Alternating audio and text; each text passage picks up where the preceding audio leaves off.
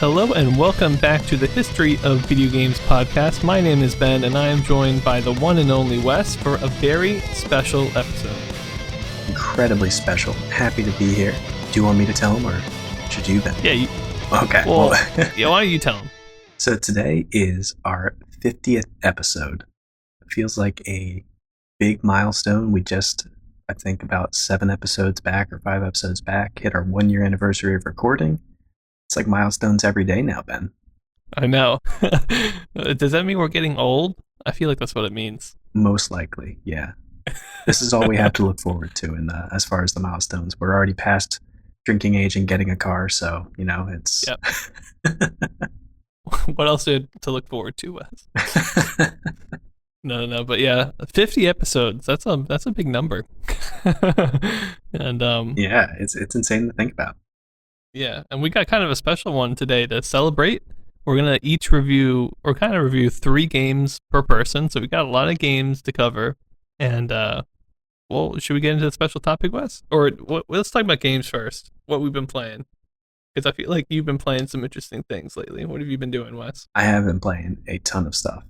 So to start off, just more of as a quick little wrap-up what I've been talking about from previous weeks, I finally finished a game, which, you know, rarely happens for me, but I was on the Hollow Knight binge going through it.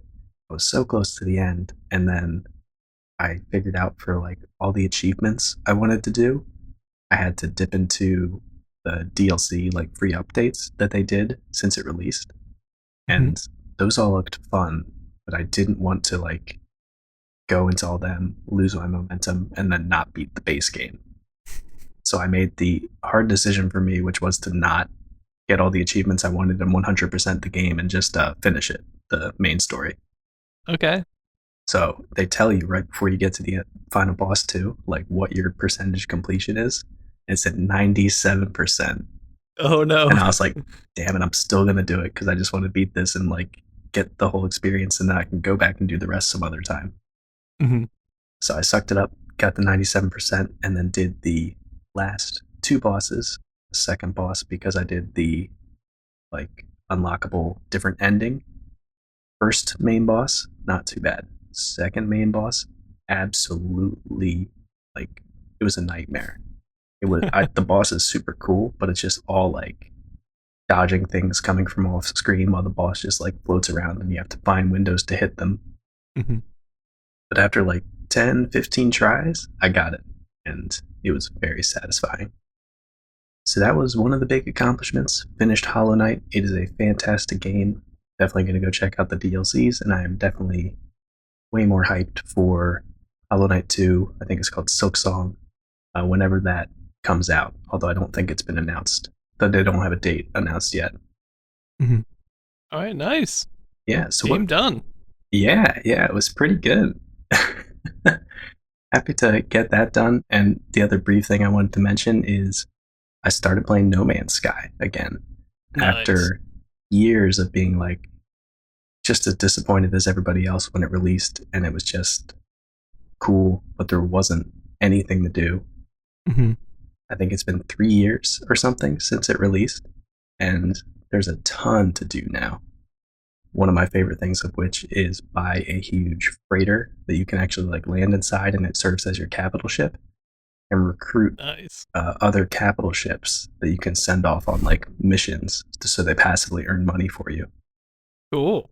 Yeah, it's sort of like a fun, I was going to say mini game, but I guess it's a main gameplay element of No Man's Sky now, but there's a ton there still. I'm sure I'll be talking about it later, taking a break from it now, but I've been loving it and playing a ton of it. And nice. So what have you been doing lately, Ben? I'm always curious to hear. I feel like I'm letting you down here, Wes. I've just been playing WoW. Like, I'm addicted again. Nothing wrong with that. Well, okay, maybe something wrong with that, but... Yeah, there is something wrong. Because I hate myself now. It's okay. I have, like, come to the conclusion about a couple things. Maybe I can tell you. I just think leveling up in the game feels terrible. Like, you have stats that just level up when you level up, right? You just get stronger. But then you also have stats on gear. You also have things that affect you outside of gear. And so I don't know. It feels weird to me that I can like be wearing all the same gear, level up 3 times, and then go to an area that used to be hard and just start one-shotting things. It's like, well, what really changed? Like I played an hour or more in some different area, and now I'm like an overpowered beast in this area, like the previous area. I don't know. It just doesn't feel good. Like I feel like I didn't earn that. Right. I was thinking, well, if stats are on gear, maybe why do you need to have level up bonuses at all? Because if I like killed a big boss and got some nice gear, then I would be like, oh, now I'm feeling more powerful, and it would make sense. But it's like I look the same as I did a half an hour ago, and yet I'm drastically different. And I think part of that too is just naturally how WoW does things is when you level up, it's kind of exponential, right, to a certain degree. So now that I'm like level 90 something, every single time I level up, I feel like dramatically more powerful. So Right. it's kind of a weird feeling. I don't really like it. Hmm. Other than that, there are some things that like you just can't understate how nice the graphics are. It's weird because they're not like that good looking, but they're so nostalgic. Yeah. And I'm getting into areas I've never been to before now, and I'm like, this actually looks genuinely good. Because I think over time they've updated the graphics with every expansion, especially in the new areas. So things just look really good. I'm getting like amazing looking loot now. The loot and the whole transmog system in general is such a good move on their part. Yeah. Because you can just collect all this amazing loot and then you just kind of transform whatever you're currently wearing into that loot for free, or not for free, but for gold, which is like basically for free. After playing so many games with some sort of like cosmetic armor slot or transmog system, anytime it's like an armor or like weapon collection game and it doesn't have it, it's like, what are you doing? It just feels so weird where it's like, I'm using this for stats, but I hate how it looks. It's the fashion element so fun. Yeah, the fashion is really fun. And now that I'm like a higher level, I'm getting things from previous expansions that used to be like the best looking stuff in the game. So they're very, very cool. Big swords, big staffs, really cool robes and stuff. I've just been digging it. I got basically a sword that was like a lightsaber, and I was like, oh, that's pretty cool. Yeah, I mean, there's tons of things to like about it. The lore is really good. Although I'm actually wondering what you think about this, Wes. But they have advanced the story quite a bit, which I wasn't expecting. Like I go back to places and the main bosses that I used to know and want to kill just aren't there anymore. I was like, what's going on? Like Edwin Van Cleef is gone. It's like, what? I Oh wanted to kill no. him. You know what I mean? Yeah, yeah. Like It, iconic characters. It's weird. huh. I mean, I could see that if there's like a progression, or like, I don't know, say you beat them, but then in this new expansion, they're a new raid boss. That'd be kind of cool. Yeah, if they came back. But it seems like it's like, no, he's dead. Yeah. Adventurers killed him. He's not coming back. And it's like, what? I could see that being cool as like part of if you were part of like a world event where that happened. Because our Yeah. MMOs do have that problem where it's like you play this huge story, but like Illidan respawns in 10 seconds. You know what I mean? So, Yeah. That's true.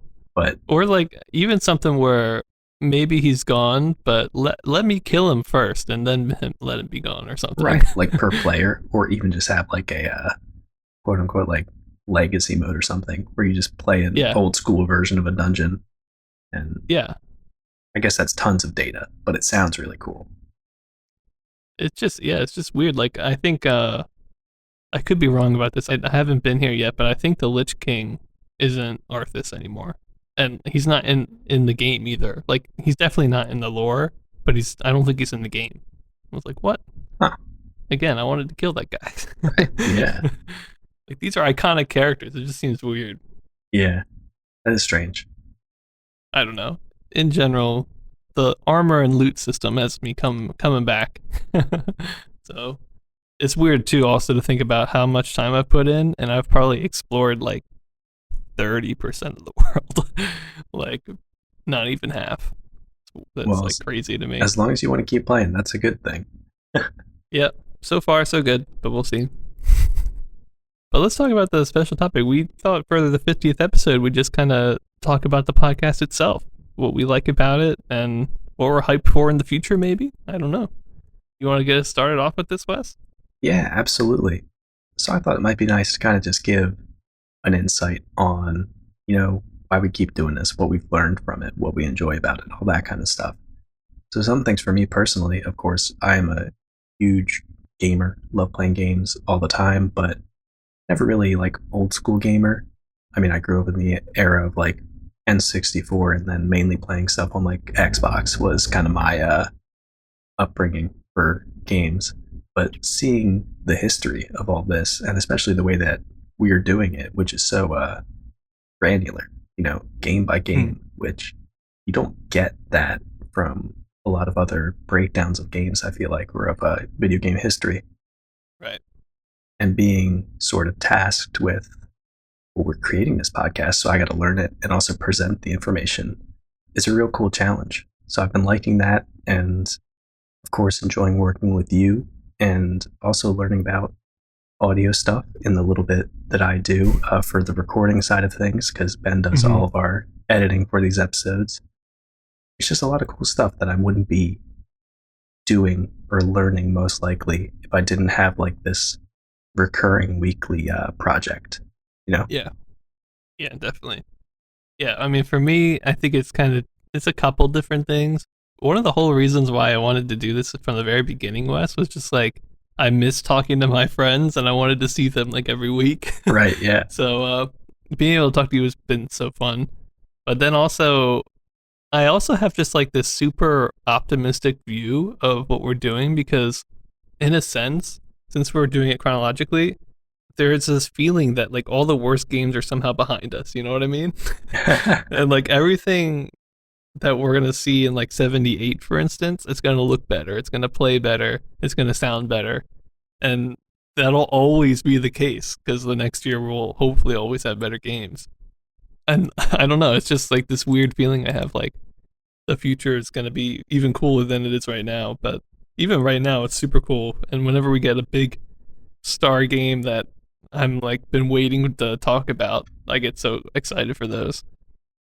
Yeah, no, I definitely see that. It's super exciting to just be like the way that we're looking at it, the way that you, of course, like doing the research, the very detailed stuff and breaking it all down gives us the opportunity to get excited about, holy cow, they have one sprite in true color, or like, Yeah. it's a real good overlay where like you throw that out of context and say like, hey, 1977, this one game had an overlay. People are like, yeah, but when does color get there? Or, Right.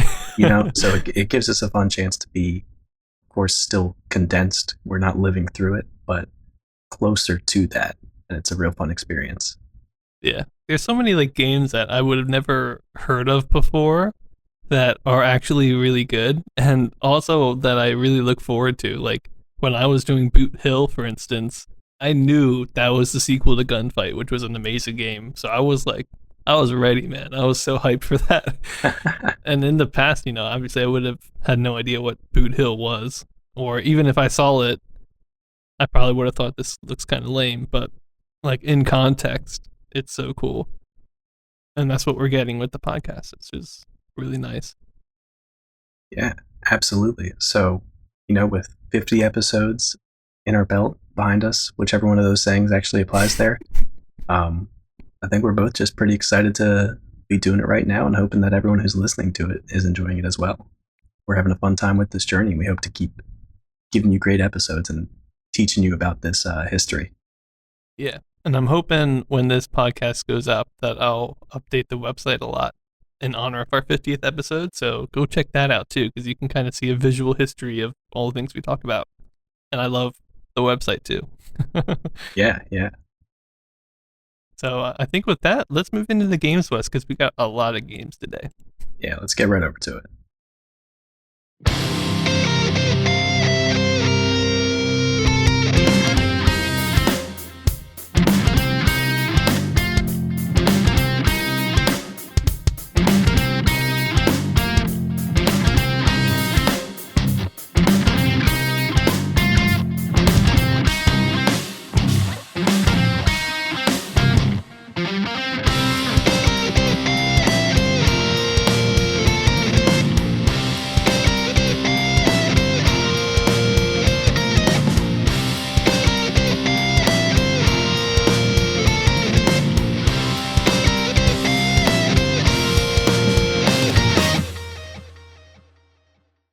Hello and welcome back.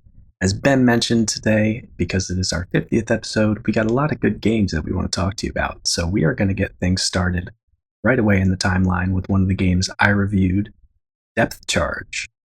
So Depthcharge is by UPL, which is Universal Playland, and Gremlin.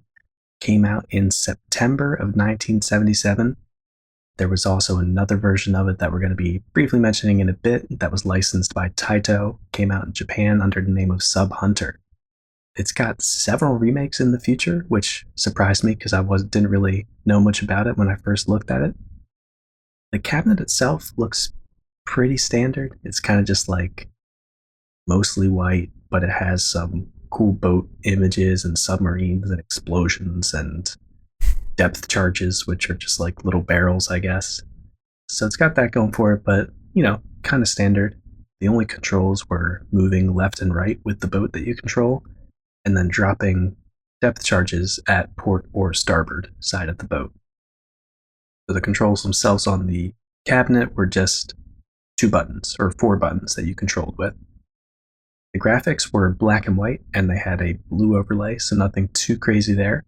But getting into the gameplay of this, it's sort of like the Seawolf type game, but in reverse. Or if you think about it as like underwater themed Drop Zone 4, kind of. You're a destroyer sitting at the top of the water. You have several different lines of submarines going in different directions below you at different speeds. Drop depth charges that travel slowly down to hit subs, and each sub has a number on it that tells you what the point value is. So, kind of shooting gallery-esque, except you're dropping things from the top of the screen. So you can have up to 6 depth charges deployed at once, and it gives you a counter at the top of the screen so you know how many you have left. You can move the boat side to side, basically shoot charges out from either directions. And the reason that you move side to side is not only to aim, but also because the subs deploy mines that travel up to the surface of the water, and if you get hit, you lose 100 points. Some people who played this also said that the animation for getting hit takes long enough that you can get, chained and get hit by a ton of sub mines. Yeah. I didn't have that happen to me, but that would be pretty funny, because 100 points is not a ton, but it's a decent bit in this game. So you could just get easily chained to 0 points, I feel like. So hopefully that didn't happen much. At least I didn't experience it. But basically after you get to 500 points, you would get an overtime round, and little sub images appear at the bottom to track the total number of subs that you destroyed during the game too. Because in addition to the point value on the sub that you get, at the end of the game, each sub is also worth 30 points, which is a little confusing. Doesn't make a ton of sense, but there's a during the game score that counts towards whether or not you earn overtime, but there's also a total score that's only tallied up after the game ends. So it kind of makes sense, but it's a little bit of an interesting, different way to score.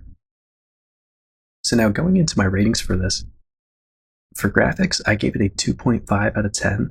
Compared to a lot of the new arcade cabinets we've been seeing, the graphics in Depthcharge are not super exciting.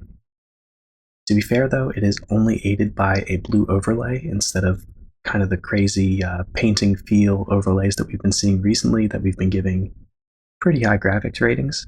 So this does a pretty decent job for just being black and white and having a blue overlay. There's a white portion at the top of the screen, which is the sky, and then the boat is black, so you can see that. And then the ocean and everything below it is black water, and the submarines are white, basically. It creates a nice effect, and it's easy to see everything, but it leaves the whole thing feeling kind of empty. Just this huge black space with submarines. To me, what the most exciting part of the graphics probably was, is the sprites themselves and the animations. Because the subs, although they look really simple overall, they have just enough detail that it's definitely a submarine and it looks pretty good. And they have a decent explosion animation too. The destroyer also has a decent bit of detail, although one thing I really didn't like about that is it's perfectly vertically symmetrical. So it's just they flipped half the boat around, and it looks a little strange because I feel like destroyers aren't usually symmetrical.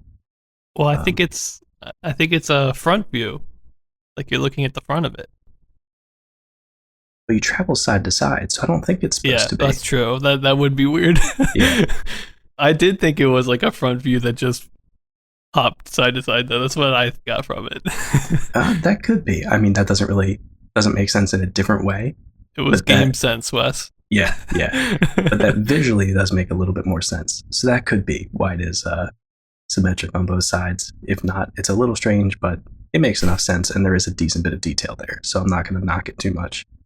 The depth charges themselves, too, are pretty simple rectangles, but they spin in a circle between like 4 or 5 different sprites, I think, as they float down, which looks pretty nice. And they also have this really slow movement speed, which is cool too, because it really gives you the feeling like these are slowly sinking into the water. Mhm. So, not so much like a fast paced bomb dropping kind of thing. The mines that the subs deploy, weirdly enough, I thought also looked really good too, even though they're just kind of like 5 dots in an X shape. But they have this like weird wiggle to side animation as they float up.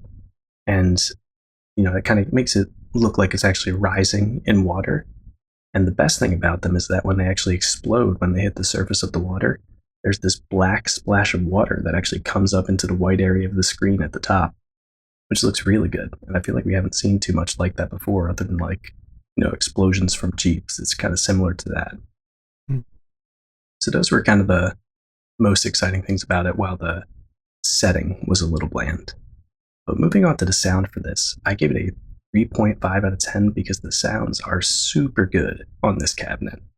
I think they knew that when they made it because that's like one of the main things advertised on the flyer.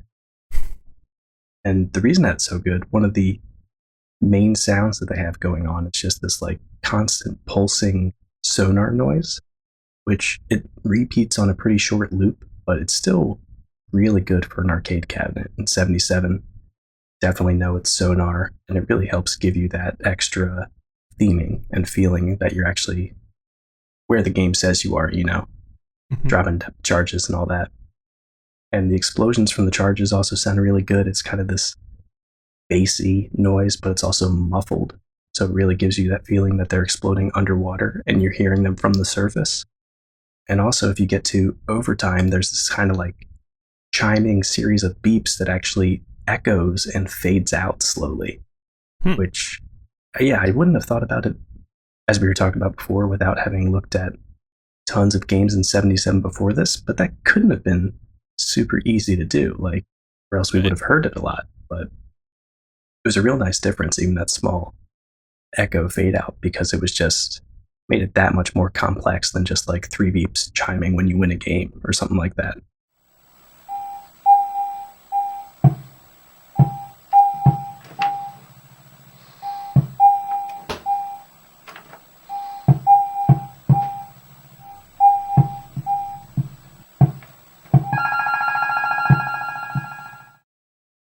I gave it such a high sound score because even though they're not impressive necessarily, each as individual sounds, the fact that they were all in one arcade cabinet in 1977 is pretty crazy to me. Yeah, and I think they do a good job of like it gives a nice like aquatic feel to it. I don't know, like somehow it's almost atmospheric. I thought. Yeah, absolutely. That's kind of what I was getting at with the sonar and the Mm-hmm. bassy sort of explosion, muffled explosion of the depth charge. It really helps build that atmosphere since it's kind of lacking in the visuals as far as like a detailed overlay, but the sound really helps bring you into that. Mm-hmm.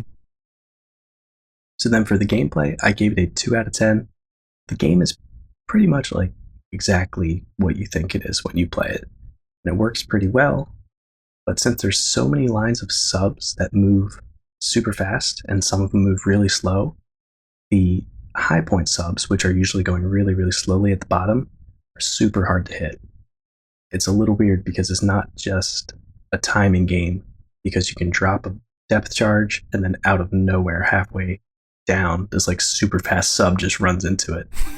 Everyone's doing like suicide runs and blocking the shot for the Yeah. 80-point sub down there, get down, Mr. President kind of thing. Yeah. So that gives it a weird feeling, and a couple of the people who I watch play were saying that as well. That there's definitely strategy to where you drop the bombs because the timing is so weird since they fall so slowly through the water. But then like a 10-pointer just kind of rockets across the screen and blocks your shot. So it's a little weird, but it still generally is pretty fun. It just feels like it loses a little bit of that strategy element, and your best bet is kind of to just throw depth charges all over the water and hope that you hit stuff. So then for relevance, I gave it a 7 out of 10. I think Depthcharge is pretty relevant due to kind of its unique spin on the bombing Seawolf genre. And also multiple clones and remakes will be made for this in the future. So it's definitely got some relevance there.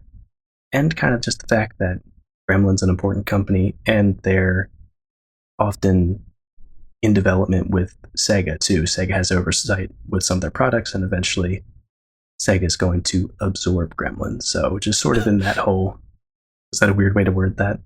No, see, I've just been watching a lot of The Office lately, and I just watched the episode where Dwight's like, He absorbed his brother in the. yeah, or he says resorb, but you kind of said it like that.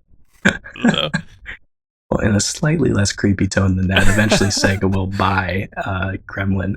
So just their whole sort of lineage, I feel like, is relevant to video game history. Mm-hmm. So overall, that left me with a 3 out of 10 for Depthcharge.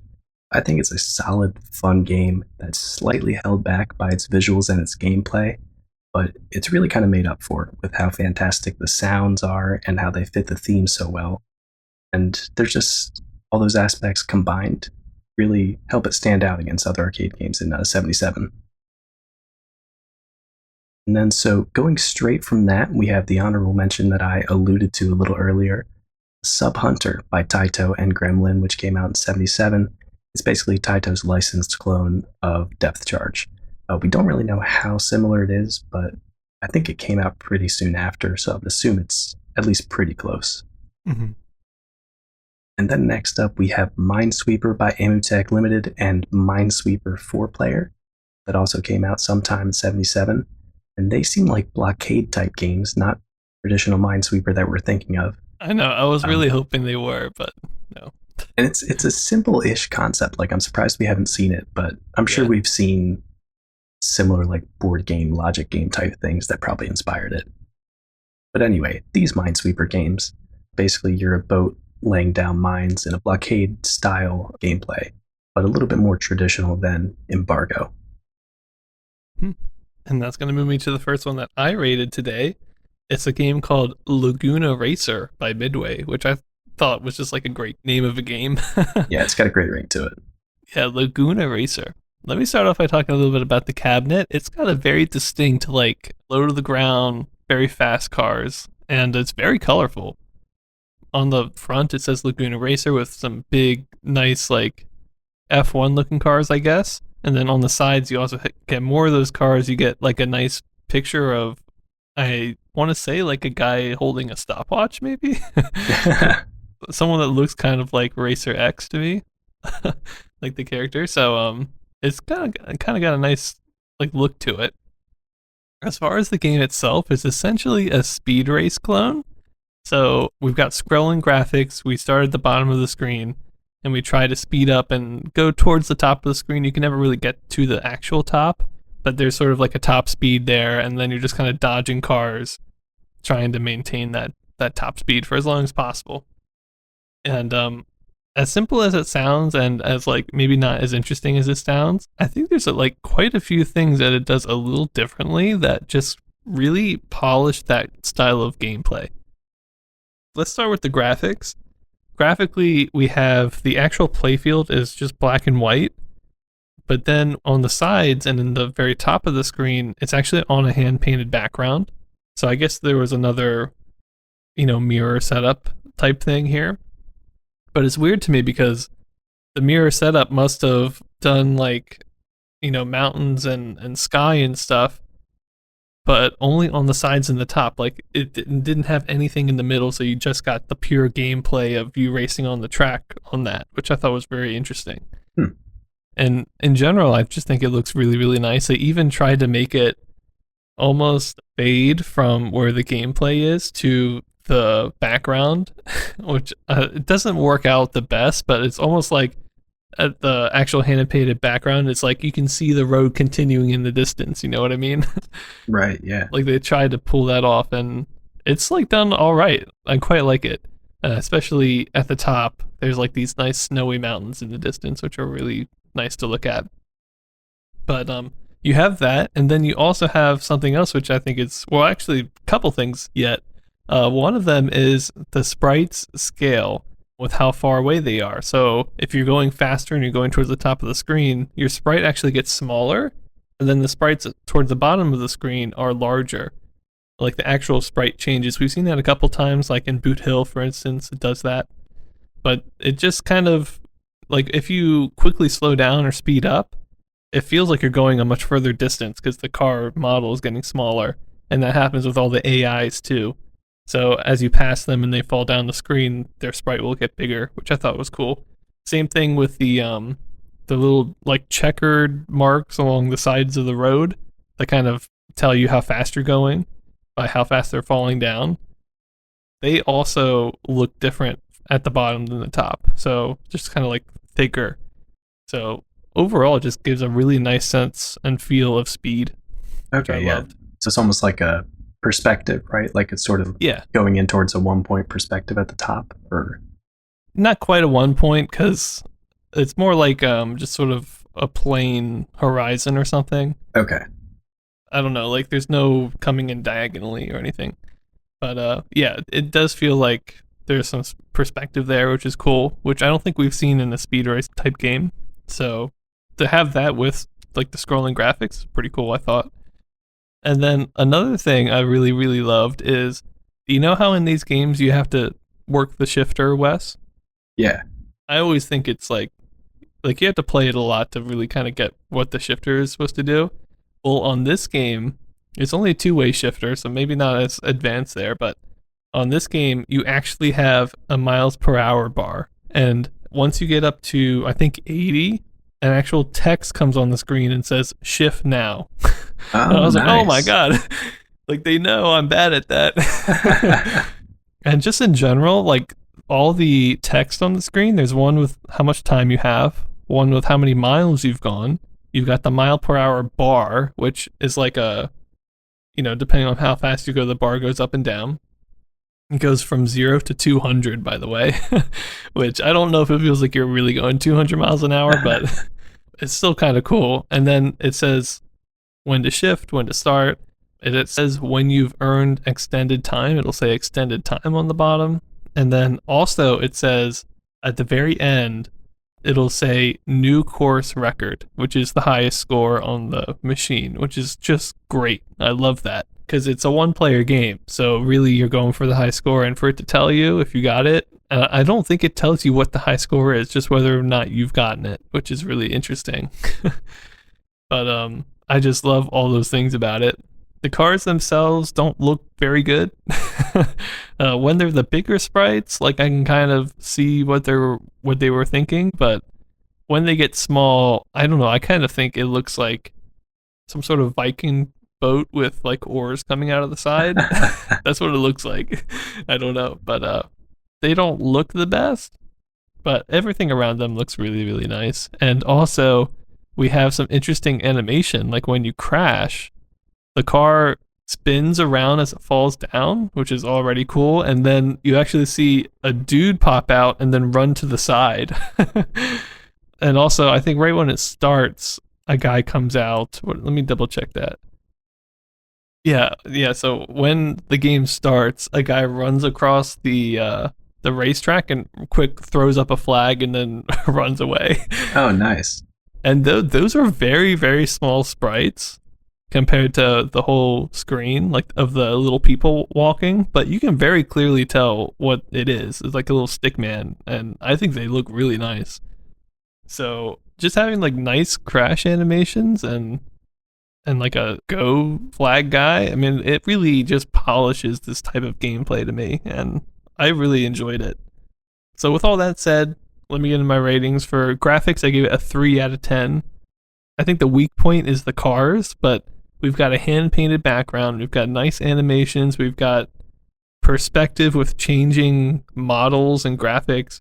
I should also mention there's 4 AI on the screen at any one time. So there's a lot there, and there's the bar at the bottom, which is a miles per hour bar, which is the first game to ever have a miles per hour bar, I think. Like, these are all like really nice additions, I think. So it just adds a lot. I love that it tells you when to shift. I love that it tells you when you've earned extended play. It has high score. Like, those are some gameplay things, but there's graphics to all of those things as well, like within the game. So I really loved it. In general, I thought it looked really nice. As far as gameplay goes, I gave it 2.5 out of 10. It's really great gameplay, but we've seen it before. You know, this is Speed Race essentially. This is exactly how it's always been, which is you're just kind of moving towards the top of the screen and just dodging people. I do think it's interesting on this one, when you start and you're going slow, the enemies actually spawn behind you and will pass you, but then as you go faster, you'll pass them and then they'll start spawning from the top down. I always thought that was interesting. It seems like it's just random with how they spawn, so it was more just a reaction type game where you're just trying to dodge things, but it's still really fun though. For sound, unfortunately, I didn't find any videos of it with sound. Oh no. All the videos and come from the emulation, which had no sound. So I just had to give it an NA. I'm sure it would have had some pretty nice car sounds, but I just had to NA that, unfortunately.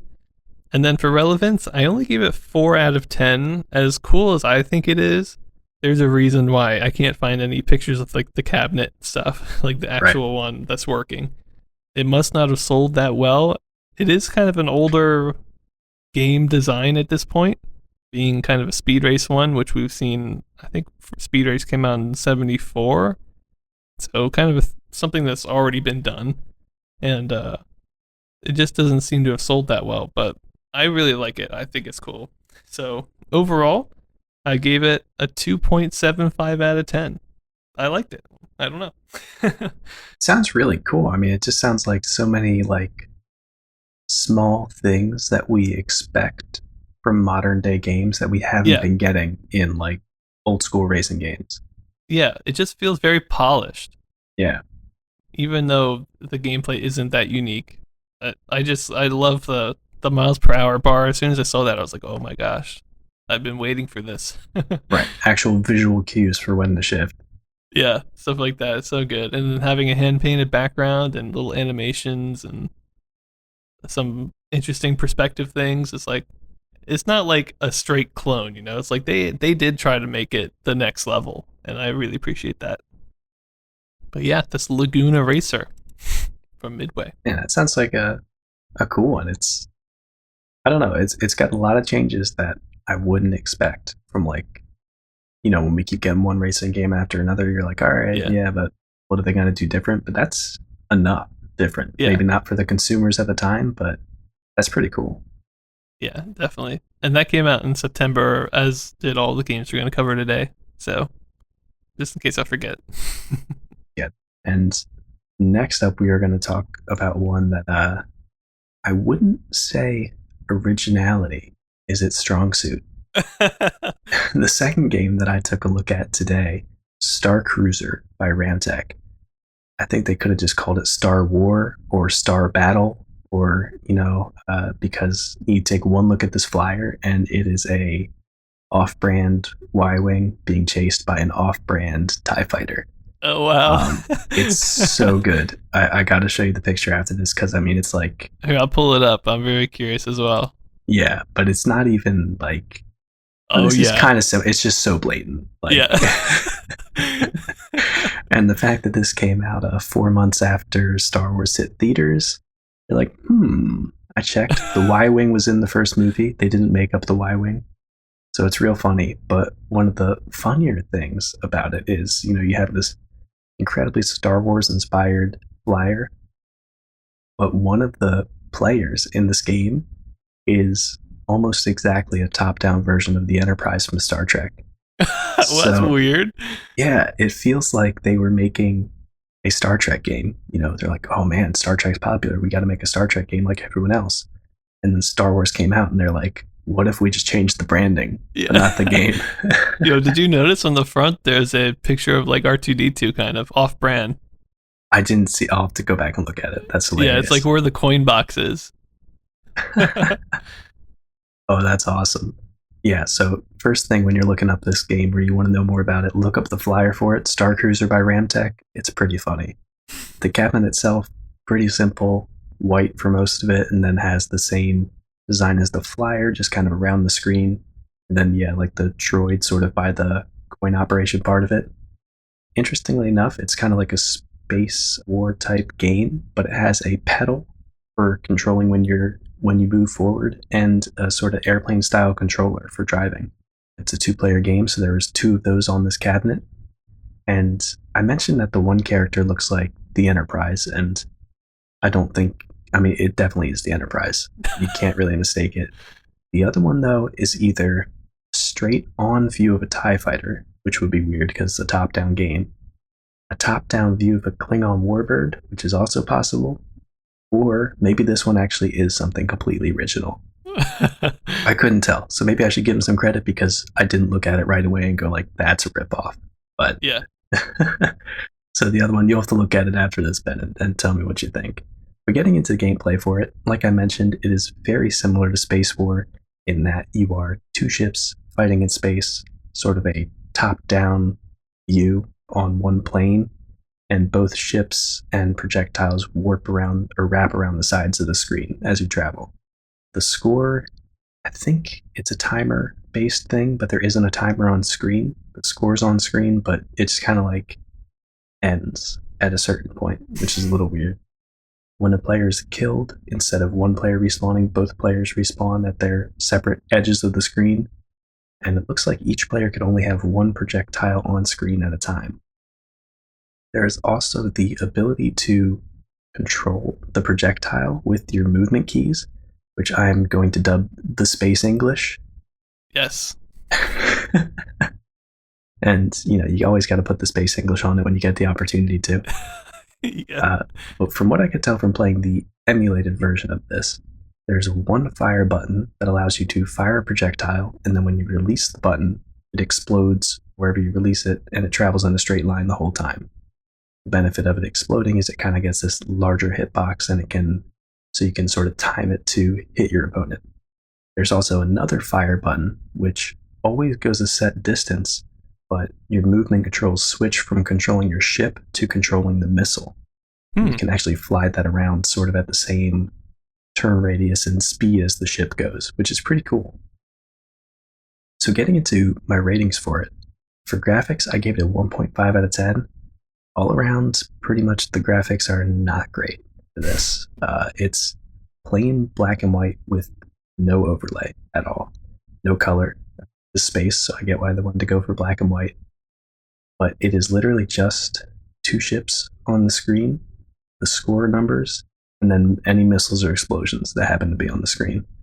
I would have liked some kind of timer or stars or asteroids in the background, but there isn't anything going on really. So despite that though, the reason I didn't give it like 0 or a 0.5 is that the ships actually do look pretty good. They have several different sprites for when they're kind of turning 360 degrees, which, you know, sort of look like slanted, warped versions, but they're believable and they give you the impression that you're flying in circles. And the explosions are actually different for both the missile and for a ship exploding, which is really nice too. It's sort of like this big bunch of stars kind of powdery thing when you blow up a ship, and it's like this big plus sign explosion when the missile explodes without hitting something. But they both look distinctly different, which is nice. And both the ships look different too. Even though they're both probably ripoffs, I appreciate that they at least look different. So then going to the sound for this, I gave it a 1 out of 10. The sounds may have been a little exaggerated in the videos I watched. The emulated version I played didn't have any sound, but it sounds like it is just incredibly loud, abrasive background noise most of the time. It's supposed to be the engines for the ships, but it basically sounds like, before the days of modern cable and everything, when you turn to a channel that your cable package didn't have and it just went straight to white noise and static. It's basically that noise, except anytime a ship is moving. So that's not great. That already is kind of negative points for it right there. The explosion sounds, though, are good, but I was a little disappointed since there's different sprites and animations for ship exploding and a missile exploding, that there weren't different sounds for those. Those are both the same clip, whether the missile explodes without hitting something or if it hits a ship. But it does seem like they might be played at slightly different lengths, like it's more of the sound clip played if the ship explodes, which is nice. The missile shooting noise is also alright and kind of spacey, and it's definitely different than most of what we hear in space games, but it's a little weird. It's like a mix between somebody zipping up a jacket and then, not to be like real childish, but like a robot fart. It's real strange, man. You gotta listen to it, but it's just like a zoop, and that's whenever you fire a missile, basically.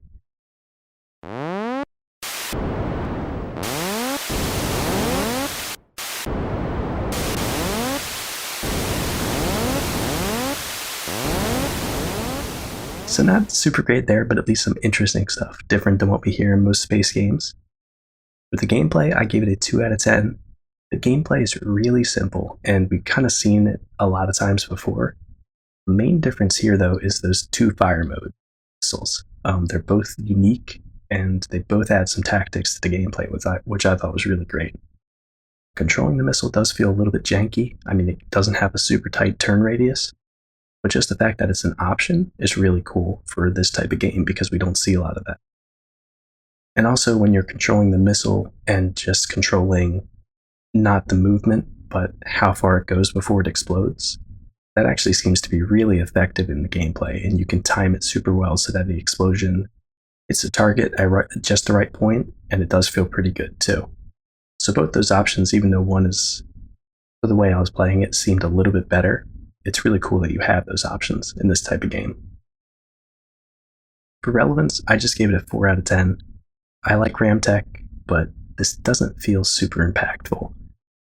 It's kind of the first game of its kind to have loose Star Wars affiliation, but it's not a licensed Star Wars game, so I don't know if that really counts. Mm-hmm. It almost just feels like a bit of like a hollow clone of Space War with Star Wars and Star Trek kind of thrown into it. So as much as it does some cool stuff with the gameplay, I don't think it's relevant for that, and it doesn't seem like particularly loved or remembered either. So overall, that gave me a 1.5 out of 10 for this. The game's advertising art cracks me up, and I get why Ramtech did it. I mean, you gotta bank on that Star Wars hype. Mm-hmm. But really, the main things here are the cool ships and the different fire modes, which are really fun, but it's not really enough to make this stand out as a super exciting game on the timeline. Yeah. So that was Star Cruiser by Ramtech. I mean, I hate to knock it just for the Star Wars flyer stuff, but it is so blatant, and I love it. Yeah. What do you think about like the AI? Because when I'm watching the videos, sometimes it looked like the AI was doing good, and then sometimes it looked like it was just getting destroyed. Yeah, and I didn't want to be too harsh on that from the emulator perspective because I wasn't sure, like how different it was, but it didn't seem great. Like It was to the point where I sat my ship still so I could figure out some of the controls in the different fire modes, and I never got hit. Oh. I don't think the whole time I played. So it's, at least in the emulator, it was not super great. Okay. It is a 2-player game though, so at least yes, and you can always go back to that. Fun. Yeah. That's funny though. All right, let's move on. We got another one. We're just rating them like back to back to back here in the beginning. But this one is the big one for this week, I think. It's called Superbug. It's another racing game that I did. And this is like the game I've been waiting for, Wes. Oh, man. I know. I don't want to build the hype too much, but this is a good game. And it really does something that I've been waiting for so much, and that is scrolling graphics, but in all directions. Oh, okay. Yeah, so the best way to think about the game by Key Games, which are the studio that did Grand Track 10, that did Sprint, it's another top down Grand Track 10 style game, except with scrolling graphics, kind of, I guess maybe in like a Night Drivers sort of style. But what's amazing about this game, I actually read that a lot of people call it the first game with a scrolling playfield because it really feels like you can go in any direction. And what's like the best thing about it is that the tracks are random too. Oh, So nice. this is like one of those games that you could get like infinite replayability from, I think. Because the tracks, unlike just being some sort of set thing, like a kind of weirdly shaped oval or something, like how it would have been in the past, they're like completely different and they can go side to side, backwards, forwards, be turning diagonally for a long time. And it gives this illusion that you're playing on this track that's just massive and that you're actually driving through a world and not just some repeating thing that's happening over and over and over again. Right. And I love that. I mean, even something like Night Driver or Night Racer, like it always felt that you were kind of moving forward with some turns, but you were never like going backwards in that game, right? Right. But on this one, you can actually like have a turn that's basically like a U-turn, you know what I mean? And then be going down for a little while and then it would turn back or do something else. So it's almost like playing a top-down GTA 5 or something. I don't know. In terms of the racing. And I just love that. It's super, super cool. I've been waiting for a game to do that. And to really use scrolling graphics and not just they're coming down from the top kind of way, but Right. we're kind of building in this world from any direction. It's like the level is massive, That's how it feels. And I've just been waiting for something like that. I don't know. But let's get into the description of it a little bit more. The flyer, I don't really know what to make of the flyer. And the cabinet itself just says Superbug. And then there's like a picture of a car, but like a bug type car. Yeah. The old school. But it's got like bug, yeah. But it's got like monster truck wheels. And I don't really know why. There's also a picture of like a dude with a mustache and glasses, just like chilling, like driving at one hand. It's kind of cartoony, but I like it. It's cool, I think. It's definitely a little weird though. But then the actual, like what the actual graphics themselves look like, essentially it's a Grand Track 10 style graphics. It's all black and white, but we do have an overlay where at the very top and bottom it has your fuel count, which is basically how long you have till game over, and then a score at the bottom. Those are in a green overlay, and then the actual car itself is in an area where it's a yellow overlay. So the sides of the track are all white and black, but then at the middle you have a yellow car, and if you go over an oil slick or something, because it's just a standard overlay, not a hand painted one or anything like that, like the oil slick will turn yellow for a second once you're over it. Right. But that's kind of it for the overlay. What's on the screen itself, there's a lot of very interesting things to me. You have a sprite that basically looks like a flower. It's outside of the racing track. Like outside there's like, those dotted lines that kind of show where the track is. And then outside of that, we've got these flowers and they spawn in randomly.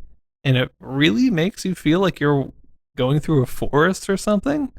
Because they make all these random arrangements along the sides, and it's one of the best looking like scrolling graphic background things that I've ever seen. It just looks really cool.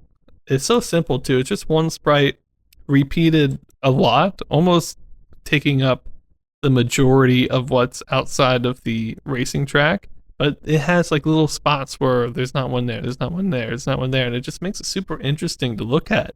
And since that is random too, it just adds that feeling that you're driving through something that's unique every time you play. It's really, really cool. And I think it looks great. The sprite for the flowers, like almost nicer than the sprite than on the car. So it looks nice, and there's like 30 of them on the screen at any one time. It's kind of weird. Oh wow, that's crazy. Yeah, the track itself, it looks pretty nice with the borders, just rectangles, but I think they look pretty cool. The car itself is probably one of the weaker points. I don't know. You can tell it's a car, but since it's in yellow too, it almost looks like a firefly or something. I don't know. On top of that, you've got oil slicks, you've got sand traps, you've got just cars that are broken down on the road. You just have to avoid because there's no other AI or anything that's like racing you. It's more just a high score kind of one player game. And then there's one more thing. Oh, at some points in the track will actually split off like a T junction. And there's actually an arrow on the track that tells you which way to go. And I tried to take the wrong way one time, and it ended up connecting back to the original, like where the arrow wanted me to go, but I don't think I got any points for going that way. Oh, interesting. I know. It's like the first time I ever played a racing game where I could go two different directions. Yeah. Again, it just makes the world feel so much bigger. And I loved whenever I saw one of those. And in general, also, you can have arrows on the ground just like when a sharp turn is coming up, just to help you figure that out. There's also, I want to mention, there's two different game modes. There's beginner and then expert. And in the expert one, the turns are a lot sharper. There are times when the track is a lot more narrow, and there's a lot more just oil slicks and debris in the field. So I just think the replayability for this game is like off the charts, because not only is it different every time, but you can try to get good enough where you can really go for that expert mode and play these crazy looking difficult tracks. Yeah. But I think that's just about everything I needed to tell you as far as the gameplay. So let's get into the scores. Let's start with gameplay. I'm gonna give it a 3.5 out of 10. Wes, is that too low? It almost feels too low to me. Up to you. I mean, it sounds like a great game, but 3.5 is pretty high for us right now. 3.5 is pretty high. You know what? I'm going up 3.75 Wes. That's how much I like this game. We're doing it live. Yeah, I just feel like the replayability is there in such a way that has never been there. I don't know. Like, it's different every time. It's random, and it's very uniquely different too. Like, you can have tracks where you're going like diagonal for like a long period of the track, and then you can have tracks that do a lot of U-turns. Like, it's so different, and with the flowers all being different every time, and that really adds a lot. And then obviously having a scrolling playfield, the first game to ever do so, I love that. It just makes you feel like you're playing in some sort of giant forest or something. Right. For graphics, I gave that a 3.5 out of 10 too. The flowers do the heavy lifting there. I feel like it's one of the things we always ask for in a game. It's like, okay, I'm driving along a road, but there's nothing to the sides. It's just empty. And you don't get that here. You get this feeling like you're driving through some sort of big forest, or I know they're flowers, but when they're going by really fast, it looks more like trees for some reason, or bushes or something. So it makes that world feel better, and it makes the track stand out more, because you see like the flowers like coming in towards the center when the track is getting thin and stuff. I don't know, it just makes it feel nicer and easier to look at too. And then you have a normal overlay, you've got decent looking car, and then a bunch of obstacles. I love the arrows on the track when the track splits, which again, the fact that it splits at all is really cool to me. Yeah. So all those things combined, I just gave it 3.5 out of 10 because I loved it. Sound is probably one of the weaker points. It's pretty generic sounding Grand Track 10-esque things. So just like a normal car noise. I forgot to mention there is a slight drifting that happens with the game, which is great. It's not like as noticeable as some of the other ones we've played. I think they could even be toned down because you're supposed to be in a bug. I don't know. But it does happen, and there is a noise for the drifting. But I think they're just copy-paste noises from their other games. Nothing really new there.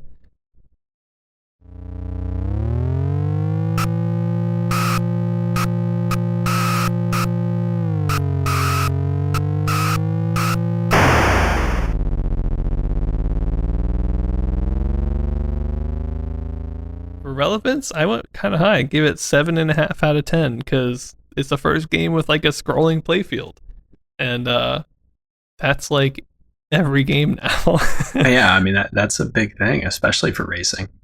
Yeah, yeah. I mean, it's just like in general, having a level that is larger than whatever you can see immediately on the screen, like needs that. Yeah. So is pretty important. So I gave it pretty high for that. I think it sold pretty well too. It is by Key Games, which I guess by now they're kind of known as like the people that do racing games really well. So I know it sold pretty well as well. So yeah, 7.5 out of 10, and then that gave me a total score of 3.5 out of 10. A very, very good racing game coming out here in September of '77 as well. And I don't know. What do you think, Wes? That sounds awesome. It sounds like it's got so much cool stuff going for it. Yeah, I mean, I hate that we always give it to Atari and Key I know. Games, but they keep making some good stuff. Yeah, I just feel like I've been waiting for a game like this. Really, it's like, when am I gonna get that game where instead of seeing the entire track at once, it's like almost zoomed in, and it gives me the illusion that the track is massive. You Right. know, even if it wasn't random, but it was just like this massive track that I was, felt like I could go a lot faster on and stuff, it would be cool. But since it's random, it's like you can play this game for hours and have fun with it, I think. So I really liked it. Yeah, but that's Super Bug.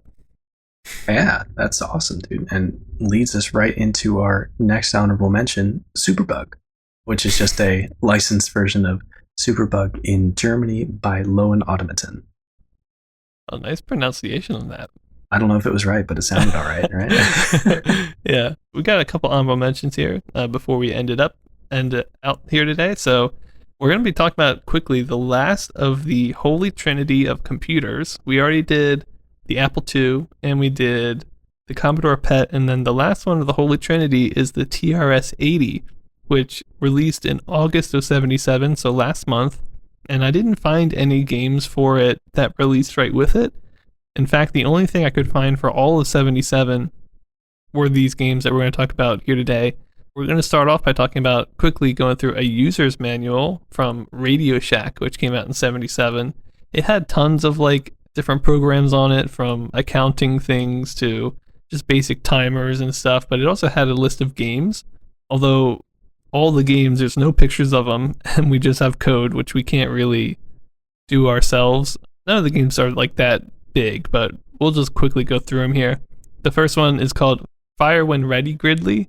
It's also known as Castle Shoot, and I think we've maybe have done a game like this before. Maybe it's kind of like the war games, but it seems that it's most likely like a math-based shooting game. I think they're all in basic language as well, by the way. And then the next one that we have is called Slowpoke, which is basically just a reaction testing game. I'm guessing it's something like where it shows up and you're supposed to press a button at a certain time or press a key. Yeah.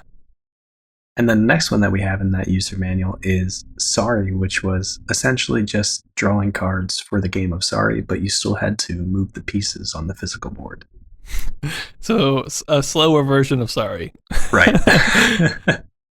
After that, we had The Wheel of Fortune, which was based off a carnival game called The Wheel of Fortune, which I didn't really know about. I guess it's popular in carnivals and maybe even theme parks or something. Same as spinning the wheel in the Wheel of Fortune, I think. It's just that upright one where you win a prize. Yeah, except this one is like a gambling one. So okay. I think you pick some sort of thing on the wheel sometime. Like there's different odds for them, and if you get it right, you get that many points. So like the ones that are better odds give you less points, or not points, but like money back. But if you don't get it, you just lose the money. So it's basically an RNG gambling game. And then finally we have Craps, which is the basic card game Craps, a version of it for basic on the TRS-80 though. And then next up, we have some more TRS-80 things that just weren't included in that early user manual. The first one is Backgammon and Blackjack, which came out in September. It came with the computer for free, but we couldn't really find any videos on what this one was. We also have Trek 80. We mentioned Trek 80. Wes actually reviewed it and rated it, but it was ported over to the TRS 80 in '77 by the Judges Guild and also Radio Shack. So just another version of that. And now getting off of the TRS 80, we're gonna talk about some other ones. This one is a really weird one I found in a magazine or some sort of newsletter, but it's called the SFS Wallet Size Spaceship Simulator Arcade. A long name by the company 2005 AD Incorporated. It's essentially a lunar lander game, but what was insane about it is that they built up this entire peripheral set that made you feel like you were inside of a spaceship. It was like one of those things that's big enough that you would like sit inside of. You know what I mean? Right. I almost think about them like a game that you might find at like a mall or something that like it's like a game everybody knows, but they try to add all these peripherals and make you pay for it. But it was just crazy looking. It had like tons of buttons flashing all over the place and like different levers and stuff. It looks really, really cool, but it's just Lunar Lander, so Right. nothing much with the gameplay there. Peripheral and the weird name is the real draw for that one. Mm-hmm. And then next up, we have the last game that I took a look at and reviewed. This is Flats for the Play-Doh system, originally by Steve Stone and Rex Battenberg, but unfortunately the system that we play on, Cyber 1, the only version of it remaining is a version called Golf, which is basically a remade version of Flats. This version is by Lane Friedman and Michael Grobman. So I got to play this one on Cyber 1, the Play-Doh Network simulator that we have. Basically, the gameplay is what you would expect from a golf game. It's a top-down view of a course. You can play the front or back nine or the full course. You have to factor in wind. You have tons of different clubs to choose from. I don't know much about golf, but I'm guessing it's all the normal clubs that you would have to choose from. And basically, a turn is you choose your club, you choose the strength of the hit from a percentage of 0 to 100%, and then you choose the angle that you're shooting at. If you hit from the bunker or the trees or the rough, you have different percentage penalties to the amount of power of your hit. So there's that. And the angle that you shoot from, I don't know if I'm totally misthinking this, but it seemed really weird to me. You have a compass in the top left of the screen, which is, normally oriented with north at the top. But if you're shooting north, 90 degrees, not 0 degrees, or 360 degrees, which I think is weird, unless I'm crazy and this just like makes sense in some weird golf compass world that I'm not aware of. But yeah, all golfers do that, Wes. Come on. I'm gonna assume it's not normal because it's real weird. But it didn't take me that long, but it was 5 minutes of me like hitting 0 degrees or whatever because I wanted to go straight ahead, and then my ball would just go like flying off the screen and I would get out of bounds. Yeah. And lose the stroke. So basically, for your reference and my orientation, north is 90, east is 0, south is 270, and west is 180. Once I figured that out, I could actually factor in the wind, and it made sense. So I could get a couple of hits in that were actually pretty decent. Okay. There's also water on the map. There's either creeks or there's ponds. If you hit in there, you lose a stroke. And one nice feature about this, it's pretty simple graphics overall because it's a Play-Doh game, but it does zoom in onto the green and the hole if you get on the green, if you actually get your ball there, nice. and then it switches to putter automatically and you can putt from there. But this is all a top-down view of a course. There's no like behind over-the-shoulder thing of putting or a 3D wireframe club or anything like that. So it's pretty simple, but it does a decent job of overall simulating the gameplay of chess. I think you just said of chess. Oh, I did. How did I do that? It does a pretty good job of overall simulating the gameplay of golf. So getting into my ratings for this, for graphics, I just gave it a 1 out of 10. Honestly, they do a pretty good job of illustrating like a whole course with different hazards, but it's still pretty rough. It's kind of just like a clover shape for a bunker, and then it has diagonal lines going this direction. But then if it's trees, there are these tiny little circles and diagonal lines going the other direction, you know? Mm-hmm. So nothing too crazy. It's definitely enough for you to figure out visually what everything is once you go through the little tutorial. But it's pretty much just hitting the ball every turn, and there's nothing crazy graphically going on. There's no player hitting the ball. The ball just kind of shows up wherever you hit it, and then you play out your next turn. So you can't. The ball doesn't like move. It's just like you hit. Now it's over there. It teleports, yeah. Yeah. Okay. And it looks like it kind of makes a line, like it erases almost a line where it travels, so you can see like where you shot from to where you went. But it's not super obvious either to see like your path that you took every single hit. There were some really good looking title screens, like some of the other Play-Doh games we've seen where there's those awesome orange and black like wireframe graphics. Mhm. I wasn't too sure if these were part of the original or just part of the Golf remake. So for the purposes of that, I just gave it a 1 out of 10 for graphics. That would have been a little bit extra, but it wouldn't have really bumped it up that much anyway. For sound, I gave it a 0 out of 10. It is a Play-Doh computer game, no sound. And then for gameplay, I gave it a 1.5 out of 10. I'm not a huge fan of golf, and as a gamer, I think I would prefer like arcadey golf, like Mario Golf or something. Mm-hmm. But it does seem to do a pretty faithful job of recreating golf.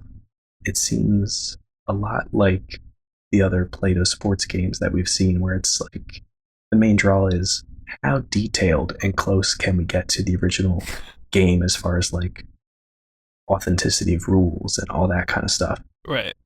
So I think there definitely is a draw to that, but it doesn't really pull me in as like a casual gamer, you know? Mm-hmm. So I appreciate it was very detailed, and it gave you a lot of options and a lot of variables to consider as far as like the sand traps and the water and the wind variables. But you're still kind of just typing in percent, typing in an angle, and then seeing what happens. It's a decent bit of fun, but the gameplay just wasn't really for me. For relevance, I gave it a 4 out of 10. I think it's the first golf game we've seen on a computer. Correct me if I'm wrong. There have been a bunch of golf golf basic games, but none that we could play.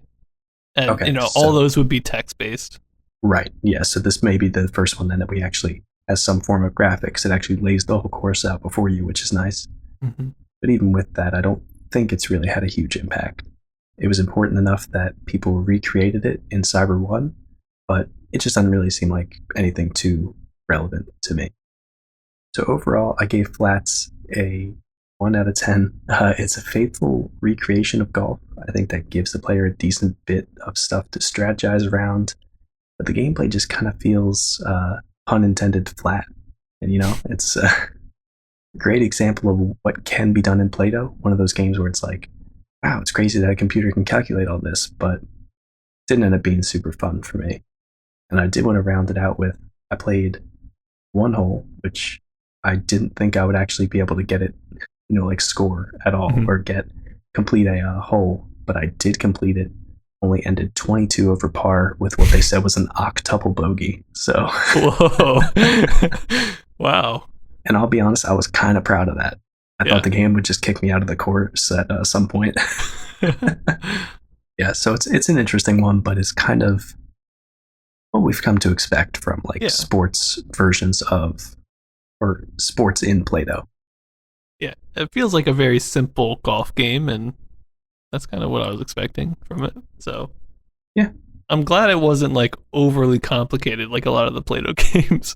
No, honestly, the fact that I could play one hole in 20 minutes and be like, I know what I did and I know why I got the ball in the hole, like that's pretty good. Yeah. So maybe a little bit more newbie friendly than some of the other ones. Yes, absolutely. So that's good. All right, cool. And with that, we're gonna move on to the very end here. We had a long one today. It's really just because we're trying to set up for next episode. Which should I spoil it right now, Wes? Spoil it right now.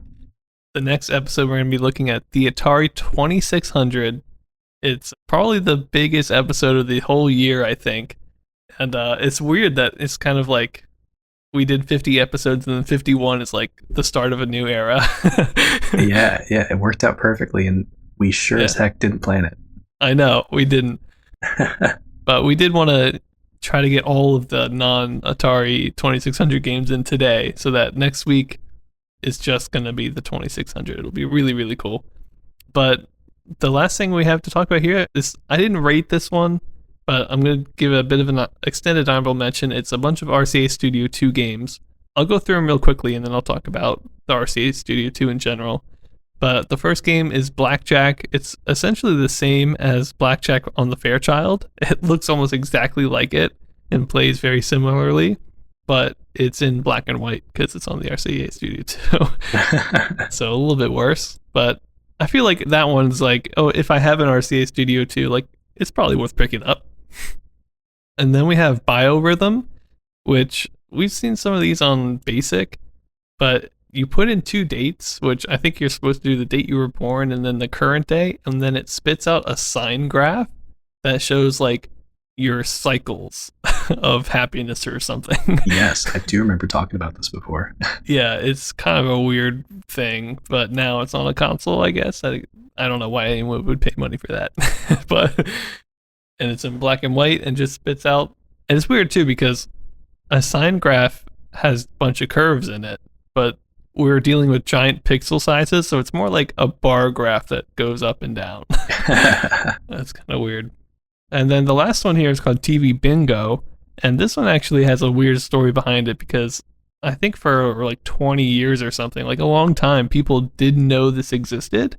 And then on some forum somewhere, someone just posted a picture like in the background. It was like a picture of TV Bingo. And everyone's like, oh my God, like, is that real?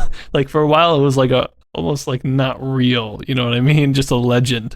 Right. Yeah. And eventually, like the entire internet, like go to YouTube and search TV Bingo, RCA Studio II. There's like podcasts dedicated to, for people like reaching out to their audience being like, do any of you know where this game is? Really? It was like a whole community coming together to try to find this game. Yeah. Which I love. And they did find another version of it, of TV Bingo. And I actually read that someone in the community contacted that person who had nothing to do with the hunt. You know, they just happened to have it. And they sent them the machine that you use to like get a ROM, which I guess is a machine. Okay. They like mailed it to them, and then the guy used it and mailed it back, and then they have the ROM now. But it was all that work, and the whole game is just lists bingo numbers randomly. So you bring a bingo sheet and it's like B22, E25. That's it. That's the whole game. It doesn't even have bingo cards on the game. It just shows numbers, which, to be fair, it might be like kind of nice to have, but yeah, that is the missing link in all of video game history, Ben, that they found, and it was bingo all along. Yeah. But that's it. And the reason I'll kind of talking about these right now, these are the last games for the RCA Studio II. I didn't think any of them were worth like rating, but I do want to talk about the RCA Studio II because it's been kind of a long history, and or it's felt long. But all the games did come out in '77, and this is it. It's over now. I'm not going to miss it too badly. I want to know what your thoughts are, Wes, because some people have called it the worst console of all time. Ooh. Is that, what would you say about that? Because I'm kind of torn. Like some of the early Pong ones, I'm like, well, that's not good. But then again, this one couldn't even play Pong. So, but it had other things too. That's true. You know, honestly, I don't think it's the worst of all time, just because of the fact that there's multiple games for it, and some of them were playable. You know, yeah. Like, I don't know, because you think about some of those ones where it was like rip off just Pong, and it wasn't good. Yeah. And at least this, you had options. Of course, if you were playing it back in the day, you had to pay for those options. So I don't know if it was worth it from that standpoint. Mm-hmm. But I don't know. It at least has a special place in my heart for being like the one that was going against Fairchild, as we were like looking at both of them at the same time. And of course, Fairchild, better games, I think, objectively. Mm-hmm. But this one had an interesting history to it. It was still a second generation console. So I don't know. You got to give it some credit. I'm not going to say Yeah, the games were good because I did not enjoy them, but right. It has some of the first games ever developed by a woman, which is very interesting to the timeline. yeah, But even though I don't like it that much, to me it does have a charm to it. Weirdly enough, it's just weird to think of a console that has like I don't know how many games it had, 10 or 15, and they all used a numpad to control. It's I so did forget weird. about that. That's Yeah. true. But the reason I want to talk about real quickly, the reason why the RCA Studio II is going away, it's actually because the company behind it. There's two reasons, but the main one is the RCA company behind it started to develop the RCA Studio 3, and that's going to be coming out next year. We're going to be taking a look at it. Oh And man. I don't know much about it, Wes. I haven't looked at the games. I don't know what problems they fix, but there is one thing I do know, and that is that it is in color. Oh, okay. So the legacy of the black and white is over, and I'm pretty happy about that. But also, if the RC company gets sold or sells maybe just the console branch or something like that. So it's right during the transition to the Studio 3. So the Studio 3 comes out, but then a bunch of other consoles come out by these other companies because it was bought by like a conglomerate or something. And Gotcha. they posted it under a bunch of different names. But that's for 78 to figure out. In the meantime, we're going to call it there for today and talk about the 2600 next week, which I'm just so pumped about. You guys will see when we get there next week, but it's going to be good. Thank you guys so much for joining us for the past 50 episodes. It's been a crazy ride. We've come across a lot of great games, and I hope this episode was worth it because you guys sat through a bunch of games, but they were good ones. I mean, Superbug, I loved that one. Laguna Racer wasn't that bad either. Depthcharge sounded good. Golf was surprisingly playable. There you go. That's a good way to put it. Star Cruiser was Yeah, interesting for its advertising and theming, if nothing yeah, else, but also a different way to play the game with its alternate fire modes. yeah, true. A cash grab that actually maybe tried to do something. Right. But as always, make sure to check us out on Twitter for latest announcements about when our episodes are being posted or if we're going to have to skip anything. Check out our website because Ben is always putting new information up there as sort of a way that you can browse through everything that we've covered so far. And send us an email if you have any questions. And with that, we'll see you guys next time. See you all next time.